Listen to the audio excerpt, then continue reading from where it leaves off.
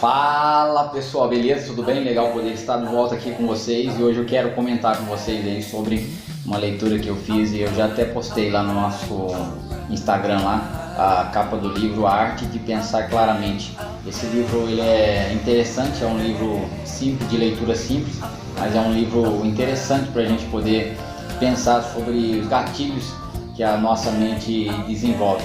E nesse livro ele coloca bastante exemplos e mostra os gatilhos que a nossa mente desenvolve ao longo do tempo e que às vezes acaba até que se a gente não conhecer esses gatilhos da mente, a gente acaba que sendo até mesmo enganados pela nossa maneira de pensar, né? Então ele diz, por isso que o livro diz a arte de pensar claramente, que ele vai justamente trabalhar essa ideia de a gente analisar a nossa própria forma de pensar. Então no livro ele vai mostrar para nós, ele vai dar exemplo para nós, vai dizer sobre algumas formas de pensar que nós somos influenciados por elas. Por exemplo, ele coloca uma lá que ele chama de a prova social, né? Ele diz que nessa prova social, ele diz assim, quando milhões de pessoas afirmam uma besteira, ela não se torna verdade por conta disso, né? Ele dá até um exemplo de quando você sai na rua e você começa a olhar para o céu,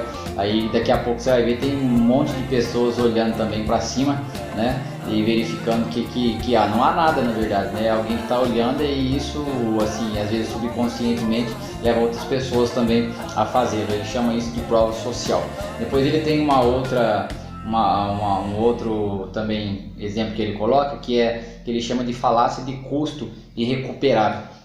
Essa aqui também é interessante porque ele diz que nessa daqui ele coloca por que você deveria ignorar o passado, né? Ele diz que em algum momento você deve ignorar o passado. Ele dá um exemplo, por exemplo, do cara que num casamento que foi traído, né? E aí ele permanece com aquele casamento mesmo que a gente saiba que não existe assim, naquele caso o cara que constantemente tem sido traído, né? Tem sido enganado.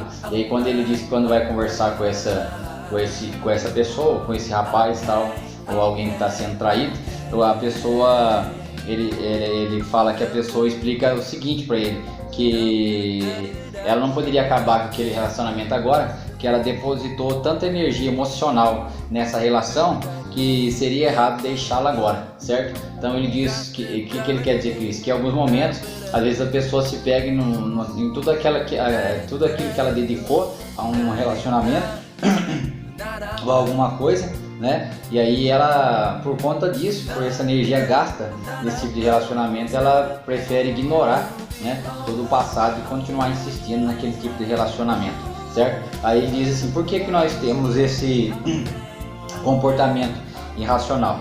Ele diz porque as pessoas geralmente elas se esforçam para permanecerem consistentes, certo?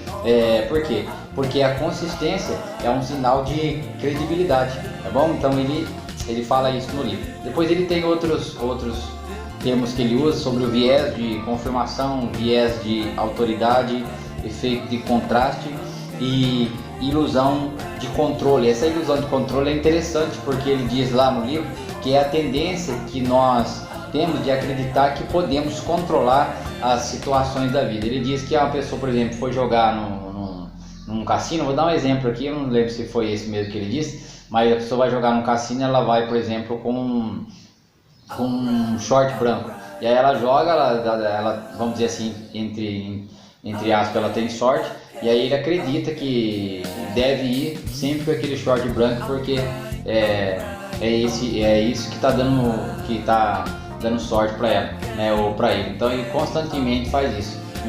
Aí uma certa vez ele vai com o short branco e aí ele acaba perdendo. Então o autor vai dizer aqui que a gente tem essa tendência de achar que controla as coisas.